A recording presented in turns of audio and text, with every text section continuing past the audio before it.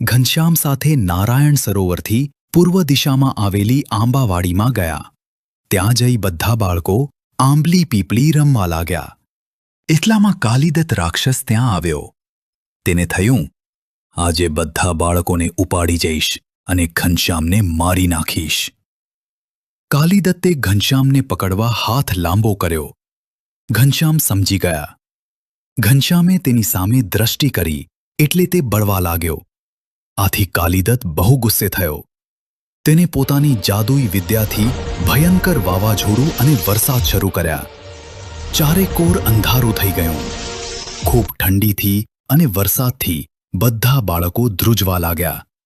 કાલિદત્તે મોટી મોટી ચીસો પાડવા માંડી. બધા બાળકો એક મોટા વડના ઝાડની બખોલમાં સંતાઈ ગયા. ઘનશ્યામ થોડે દૂર એક આંબાના ઝાડ નીચે જઈને બેઠા. બૂમો પાડતો પાડતો કાલિદત્ત ઘનશ્યામને શોધવા લાગ્યો.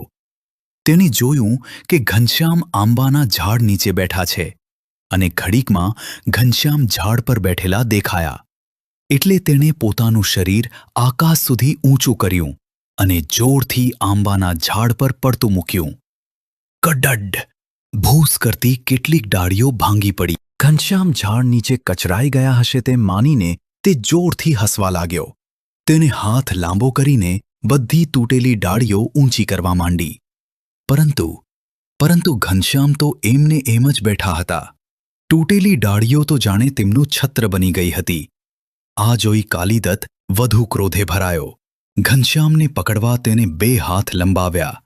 આ જોઈ ઘનશ્યામે કાલિદત્ત સામે કરડી નજર કરી. જોત જોતામાં કાલિદત્ત વૃક્ષો સાથે અથડાઈને મરી ગયો. વાવાઝોડું અને વરસાદ પણ ઘનશ્યામે શાંત કરી દીધા.